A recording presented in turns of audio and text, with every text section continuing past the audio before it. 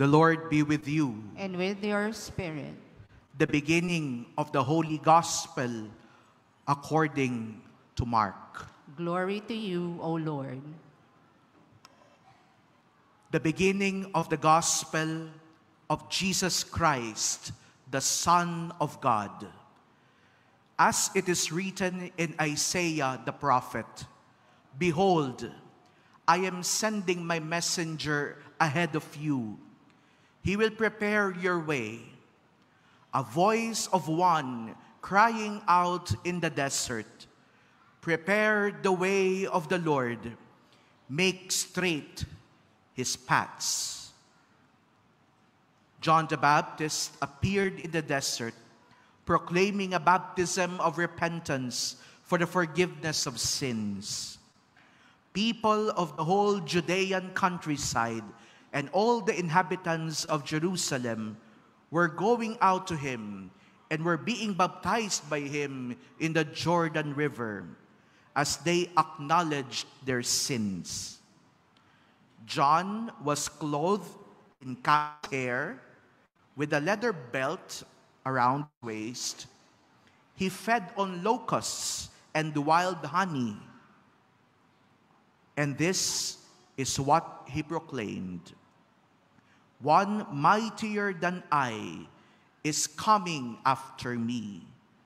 I am not worthy to stoop and loosen the thongs of his sandals. I have baptized you with water. He will baptize you with the Holy Spirit."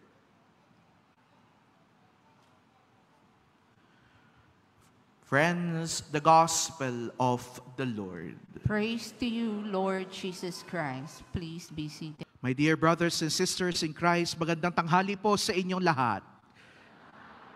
At batiin po natin ang isa't isa ng magandang tanghali. At sa mga nanonood, mga nakatunghay sa atin sa pamamagitan ng live streaming, mag-comment kayo ng magandang tanghali. Yung mga naririto sa loob ng simbahan, pwede bang pakibati ang inyong katabi, Blessed Sunday. Mas malakas, Blessed Sunday. Si John, meron siyang kakaibang style ng kanyang writing. Pero si Mark, si Matthew at si Luke, magkakapareho sila. Bakit? Kasi nagkopyahan sila. Iba-iba yung kanilang mga panahon ng pagsulat. Ang pinakamatanda doon sa apat na gospel ay ang gospel ni Mark. Sinulat ito noong between mga 65 to 70 AD. At kung kayo po ay babalik sa history of the world, yung 60 to 65 or 75 AD, yan po yung panahon sa Jerusalem na tumataas na yung tinatawag na anti-Christian persecution. Pinapatay yung mga Kristiyano, pinapatay yung mga naniniwala kay Kristo, kay Hesukristo. Kaya itong si Mark, palibasa, siya ay disipulo ni Saint Paul at ni Saint Peter, inspired by the Holy Spirit. This Saint Mark was able to write the stories about Jesus. Kung ano yung mga napakinggan niya kay Pablo at kung ano yung mga napakinggan niya kay Pedro, na pinaka-pinunong alagad na kasama ni Hesukristo, sinulat lahat ni Saint Mark. Dahil nung panahon na yon, alam niya, papatayin na si Pedro. So sa makatuwid, itong mga gospel na ito, itong Gospel of Mark na ito, ay yung pagsusulat ng mga ikinwento ni Pedro kay Saint Mark. Yung kinwento ni Saint Peter kay Saint Mark. At tingnan nyo yung mga opening words of the gospel. Sinimulan niya ang gospel niya ng ganito. Sabi niya, "The beginning of the gospel of Jesus Christ, the Son of God." Kakaiba yon. Kasi kung pupunta kayo sa Gospel of Matthew, ang mababasa niyong umpisa ng Gospel of Matthew ay genealogy ni Jesus. Kung paano siya, paanong nagkaroon ng mahabang linya ng kanyang mga ninuno. At kung kayo naman ay pupunta sa Gospel of Luke, ang umpisa ng Gospel of Luke ay ang tinatawag na infancy narrative kung saan si Jesus ay isisilang at maririnig natin yan sa darating na mga araw, lalong-lalo na pagpasok ng simbang gabi. Pero si Saint Mark, inumpisahan niya ang kanyang gospel sa ganito, the beginning of the gospel of Jesus Christ, the Son of God. Ano ba yung gospel? Alam niyo, yung salitang gospel, galing po yan sa salitang Griego na evangelium. Sabihin niyo nga po, evangelium. Evangelium. No? Kaya galing din po yan sa, actually, evangelion. No? Evangelion, tas sa Latin, naging evangelium. So, from Greek to Latin, evangelium, ebanghelyo. No? So, sa Tagalog, mabuting balita. Sa German, ito, turuan ko yung German. Gusto niyo ba matutong German? Sa German kasi medyo parang hindi mo maintindihan magsalita. No? Sa German, ang tawag dito ay, ano nga ba yun? Nalimutan ko na. Godspell. Godspell. No? Godspell. Godspell. Sabihin nyo nga po, Godspell. Doon nanggaling ang salitang English na gospel. So kung pagpapareparehin mo ito, pagtatabi-tabihin mo ito, yung salitang gospel, yung salitang evangelium, yung salitang gospel, isa lang po ang ibig sabihin yan, good news. At sino ang mabuting balita? Sabi ni St. Mark sa araw na ito, walang ibang mabuting balita kundi ang ating Panginoong Hesukristo. Palakpakan natin ang ating Panginoon. In other words, Jesus Himself is the good news. He Himself is the gospel. Alisin mo siya sa gospel, mawawalan ng kwenta ang gospel at hindi siya magiging mabuting balita. Ang mabuting balita ay si Kristo mismo. Ang mabuting balita ay ang Diyos mismo, si Hesukristo, ang anak ng Diyos. Tanong, anong klaseng balita ang pinapahayag mo? Anong klaseng balita ang gusto mong pakinggan? Iba kasi kapag may dating yung balita, lalo na kung tungkol kay Vice Ganda at kay Christy Permin. Balitaan niyo ba yun? Nag-aaway si Vice Ganda at si Christy Permin. Wow, sarap pakinggan. O kaya ibang balita, yung medyo nalalaos ng balita, naghiwalay nung pagkatapos ng 11 years. Ayun, magandang pakinggan yon. Kasi gusto malaman kung ano dahilan ng breakup si Andrea kaya. O ibang balita. Sa Facebook, halimbawa, pagbukas nyo ng Facebook, ano ba mga balita nakikita ninyo? Ako minsan, natetempt ako mag-deactivate sa mga balitang nakikita ko. Minsan, ang ganda-ganda ng gising mo, bubungad sa'yo yung mukha nung kaaway mo. Nag-a-upload, naka-selfing ganyan. O kaya, mga balita ng karahasan. Nabalitaan nyo last Sunday, ganitong araw, last Sunday, nagmimisa sa isang gymnasium, sa isang school sa Marawi. Ganitong pagkakataon, nakikinig kayo, nagsisimba, biglang may naghagis ng bomba at maraming namatay. Mabuting balita?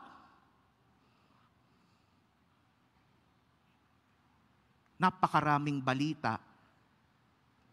At maraming sa mga balitang ito, hindi maganda, hindi mabuti. Sa araw na ito, mga kapatid, walang ibang mabuting balita kundi si Kristo. Siya ang mabuting balita na magbabago sa buhay mo. Amen? Palakpakan natin ang Panginoon. At kung si Jesus ang mabuting balita, dapat dinadala mo ang mabuting balita na ito sa iyong kapwa-tao. Sa iyong kapwa-tao. Kaya, di ba, kapag kabasa ko ng gospel, anong sasabihin ng pare? The gospel of the Lord. Anong sasagot nyo? Yung iba hindi sanay magsimba. The gospel of the Lord.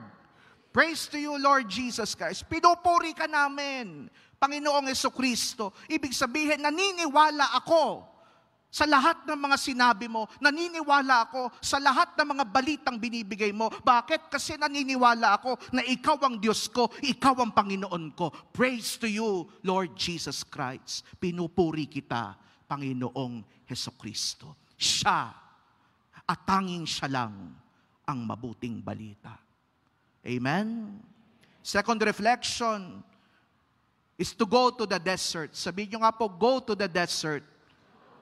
And in our gospel, we are given the privilege to meet one of the greatest personalities in the Bible by the name of John the Baptist. John the Baptist is the Advent prophet, one of the great prophets, especially in the New Testament. Ang pinakadakilang propeta na narinig natin. At maririnig natin siya ngayong linggo sa mga darating pang mga araw na ito. It was John the Baptist who made the effort to spread the good news na merong dadating. Sino ba si John the Baptist? Si John the Baptist, anak siya ni Elizabeth at Zechariah. Si Elizabeth, isang baog. At ang kanyang tatay, si Zacarias, ay isang pari ng templo. They belong to the priestly class. They came from the place called Ain Karem, and if you go to Ain Karem, until now, Ain Karem is one of the most progressive cities or places in Jerusalem. Sa madaling salita, mayaman ang pamilyang ito. Buena pamilya. May kaya. Kasi pare, yung tatay. Siguro yung mga alay inuuwi. Kaya mayaman, may kaya. Pero tingnan ninyo, at a certain moment of his life, John the Baptist left his family.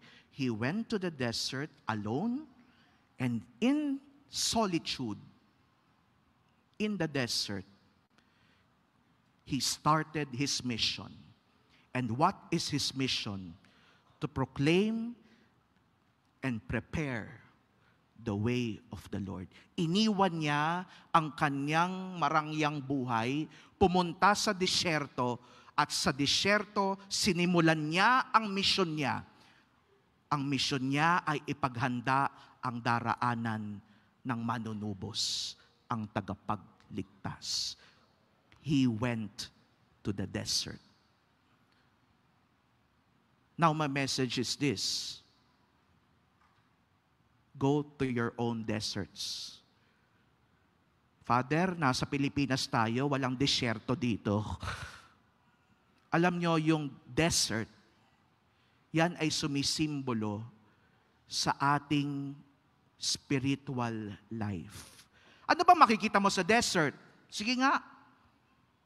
Ano makikita mo sa desert? Wala. Buhangin. May wifi ba doon? Wala. May Jollibee ba doon? Wala. May SM ba doon? Lalong wala. Pero kapag ka pumunta ka ng disyerto, sa kawalan ng makikita mo, dun mo marirealize na Diyos ang kasama mo. At sa kawalan ng buhay, dun mo marirealize na may Diyos kang kasama. Ako bilang pare, ang dami ko pong naririnig na ganyan. Father, nawalan ako ng mahal sa buhay. Father, nawalan ako ng pera. Father, nawalan ako ng ganito. Pero nung nawala yon sa akin, Father, doon ko na-realize na mas kailangan ko palang magdasal, Father. Totoo yon. Because in the experiences of nothingness is also experience of God's grace in us. Sa kawalan ng iyong nararamdaman, doon mo mas lalong nararamdaman ang pangangailangan sa Diyos. Kaya ang mensahe ko sa inyo, mga kapatid, go to your own desert. Find your own desert. Mahalaga na tayo ay nagdadasal at pinalalago ang ating buhay pananampalataya, lalong-lalo na ngayong malapit na ang Pasko. The Advent season is a time of retreat for the church. Nagre-retiro ang simbahan. And what do I mean by retreat? Retreat means spiritual exercise. Di ba kapag nag-exercise ang tao, pinalalakas niya ang katawan niya, i-flex niya yung mga muscles niya. Oo, physical exercise yon. Pero mahalaga ngayong Advent season na meron din tayong spiritual exercise, that we also flex our spiritual muscles. Lumalalim ba ang aking ugnayan sa Diyos? Yan ang panawagan ko sa inyo, mga kapatid, bago kayo mamili ng regalo. Siguraduhin ninyo na kayo mismo ay pwedeng maging regalo sa Diyos. Pumunta kayo sa isang lugar, magdasal kayo, mag-isa, magbasa ng Biblia, at palalimin ang iyong pananampalataya. Yun ang desert experience ng buhay mo. Hindi mo kailangang pumunta sa malayo. Kahit sa loob ng kwarto mo, mag-isa ka, sa harap ng crucifix, magsindi ka ng kandila, kausapin mo si Jesus. Minsan yung rosaryo, pwede magrosaryo, pwede magnobena. Pero kahit walang rosaryo o nobena, basta kausapin mo siya. Kamusta ba yung relasyon mo sa Kanya? Ano bang pakikitungo mo sa Kanya? Kilala mo ba siya? At higit sa lahat, nakikilala ka ba niya? Advent is a time for us to deepen our encounter with Jesus. Desert experience. Find your desert. Go to the desert. Amen? Palakpakan natin ang Panginoon. Sana mga kapatid, bago magpasko, lumalim ang pananampalataya ninyo. At sana mga kapatid, sa darating na Pasko, masasabi ninyo, handa akong tanggapin si Kristo sa buhay ko. Yun lang ang hihilingin kong regalo sa inyo. Marami kasi nagtatanong sa akin, Father, anong gusto mong regalo sa Pasko? Sabi ko, huwag ka na mag-alala, pero size 11 yung paa ko, 2XL yung t-shirt ko. Okay lang yun, huwag na kayo mag-alala. Pero marami rin akong gustong pagkain. Tulad ng kung nasasabihin, baka bilan nyo pa ako. Pero yung Sark's Burger, masarap yun. Oo. Pero sana, ang pinakamagandang regalo na pwede nyo ibigay sa akin, at higit sa lahat kay Jesus, ay yung masasabi mo, Father, ngayong Pasko, mas nararamdaman ko si Lord sa buhay ko.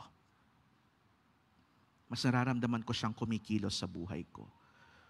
Buong taon, parang di ko siya naramdaman, pero ngayong Pasko, parang ramdam na ramdam ko siya. And you know, kapag ka nasabi mo yan, well, this Christmas will truly be a Merry Christmas. Amen? Palakpakan natin ang Panginoon. Third and last reflection, the message of John the Baptist. And what is the central message of John the Baptist? Repentance. Sabi ni John the Baptist sa ating gospel, prepare the way of the Lord. Make straight His paths. Ipaghanda ang daraanan ng Panginoon, tuwirin ang mga landas. Straighten your path. Sabihin nyo nga po, straighten your path. Mas malakas, straighten your path. Tuwirin mo ang landas mo. Tuwirin mo ang landas mo. Ang nakakalungkot sa atin, marami tayong mga daan na bako-bako, liko-liko, sanga-sanga, sangandaan. Nawawala na ng laman yung SM Sangandaan. Nandito na lahat sa SM Grand Central. Sumasanga yung daan. Ang panawagan sa atin sa araw na ito, tuwirin mo yung daan mo, tuwirin mo yung landas mo. Ibig sabihin, itama mo yung mga mali mo. Ang problema sa atin, hindi na natin minsan alam kung ano ang tama at mali kasi nag-i-enjoy tayo sa mali. Yan ang problema sa atin eh. Hindi natin matama yung ating mga pagkakamali kasi madalas nangangatwiran tayo at sinasabi natin na yung mali ay tama. Mga magulang, paano nyo itatama ang mga anak ninyo kung kayo mismo hindi nyo alam ang tama? Paano nyo itatama ang mga anak ninyo at sasabihin, nak, mali yan, kung ang ginagawa mo mismo ay taliwas doon sa tinuturo mo at sinasabi mo? Alam niyo, malaking kasalanan yan. Yung alam mo nang mali yung ginagawa mo, pero pinagpapatuloy mo pa, at nangangatwiran ka pa. At ang nakakainis pa sa lahat, at ang masakit pa sa lahat, nangangatwiran ka na nga, nandadamay ka pa. Tuwirin mo naman ang landas mo. Isa lang ang daan. Huwag ka na mag-stop over. Huwag ka nang lumiko. Kung may jowa ka, huwag ka nang kumausap ng iba. Kung may asawa ka, huwag ka nang manligaw sa iba. Huwag ka nang tumikim ng iba. Kasi yung mga ganyang bagay, yan yung nagpapaliko sa'yo eh. Na imbis na maging matuwid yung landas mo, lumiliko ka, nalilihis ka. Nagigets nyo? Oy, nagigets nyo? Tuwirin nyo ang landas ninyo. Itama ang mga mali. The only wrong that we can correct are the wrongs that we can accept. I repeat that. The only wrongs that we can correct are the wrongs that we can accept.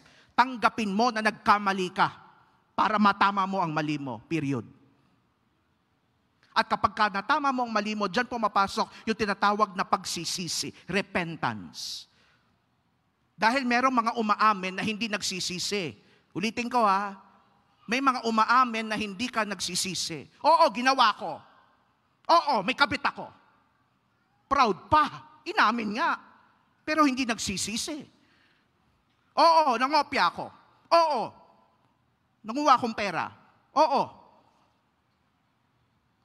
may nakulimbat ako. Pero nagsisi ba? Naalala ko tuloy yung isang kwento tungkol sa isang pare at isang sakristan. Yung pare habang nagmimisa siya, habang nangungoleksyon na ganyan, yung mga kolektora, nakita niya may isang tao naghulog ng 1,000. Lumaki yung mata ni Father. At sinundan niya yung buslo. Sinundan ng mata niya. At pagkasunod ng mata niya doon sa buslo, nakita niya yung sakristan. Kinuha yung 1,000. Sabi niya, patay kang bata ka, magnanakaw ka, humanda ka mamaya pagtapos ng misa. Pagkatapos ng misa, sabi niya, lahat ng sakristan, mangumpisal kayo sa akin. At hinuli niya yung nakita niyang kumuha ng 1,000. Pinaupo niya sa tabi niya. Lika, doon tayo sa kumpisalan. Sa kumpisalan, magkatabi silang ganyan. Nakaluhod yung bata, nakaupo yung pare. Tinanong niya yung sakristan, ano mga kasalanan mo? Father, sisinungaling po ako. Sumusuway po ako sa magulang. Yun lang po, Father. Yun lang? Ano pa? Wala na po, Father. Sigurado ka? Opo, Father. Yung 1,000, saan mo dinala? Ano, Father? Yung 1,000, saan mo dinala? Hindi ko kayo marinig, Father. Ba nabingi? Yung 1,000, saan mo dinala? Hindi ko talaga marinig, Father, sinasabi mo. Halika, palit tayong pwesto. Pagkapalit ng pwesto, nakakuha ng pagkakataon yung sakristang gumante. Pagkapalit nila ng pwesto, inunahan niya si Father. Father, sino yung babaeng kasama mo? Sabi ni Father, ano? Sino yung babae kasama mo? Ano? Sino yung babae kasama mo? Ay, hindi nga marinig, no? Hindi inamin kasi hindi nagsisisi. Brothers and sisters, there is no right time to do what is wrong. And there is no wrong time to do what is right. Ulitin ko ha, there are no right time to do what is wrong. And there is no wrong time to do what is right. This Christmas season, do what is right. Amen? Palakpakan natin ang Panginoon. Tama na yon, gugutom na ako. Review tayo. Ano yung una? Spread the good news. Pangalawa, go to the desert. At panguli, straighten your path. A story to end my reflection today. A story about a priest and Jesus. May isa daw pare, nagdadasal sa harap ni Jesus sa crucifix. At bigla niyang narinig at nakausap si Jesus. Sabi sa kanya, Father, magba-birthday na ako. Anong reregalo mo sa akin? Sabi ni Father, ay, Jesus, naging mabuting pari ako, ha? Magaling ako magmisa. Nagbabasa ako ng Bible. Nagtuturo ako ng maayos. Nagtuturo ako sa mga university. Nagtuturo ako sa mga seminaryo. Salamat, Father, sabi ni Jesus. Pero ano pa? Ano pa? Jesus, sabi ni Father, tumutulong ako sa mahirap. Nagcha-charity ako. Meron akong social services. Nagpapa-feeding program kami. Binibigay ko ang lahat. Nakikita nga kita doon, Jesus eh. Nakikita nga kita sa mukha ng mga mahihirap. Nakikita nga kita sa mukha ng mga batang paslit. Nakikita nga kita sa mga taong nalulumbay. At sabi ni Jesus, very good, Father. Very good. Pero ano pa? Ano pa? At nalungkot yung pare. At sabi niya, ginawa ko naman ang lahat, ba't humihiling ka pa? Ano ba gusto mo? At sabi ni Jesus, gusto kong regalo sa darating na birthday ko ay ang mga kasalanan mo para patatawarin ko. The only gift that I want on my birthday is your sins so I can forgive them. My dear brothers and sisters in Christ, here at SM, we got it all for you. Here at SM, you can buy everything. You can eat everything. But I want to tell to you, I want to tell each and every one of you that here at SM, at the 5th floor, and in the chapel, you can give to Jesus the best gift that you can give Him this Christmas. And that is a gift of a clean and repentant heart.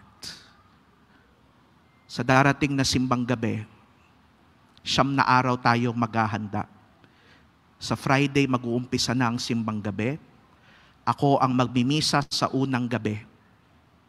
7:30 ang simbang gabi natin. Pero sa mga darating na araw, hindi na ako ang magmimisa. Nag-imbita ako ng mga batang pare, yung mga hindi pa nakaka 5 years sa ministry. Puro batang pare po ang magmimisa sa buong simbang gabi. At habang sila ay nagmimisa dito sa mga susunod na araw ng simbang gabi, huwag niyo akong hanapin, ha? Pero hanapin niyo din ako. Kasi nandun ako sa kumpisalan.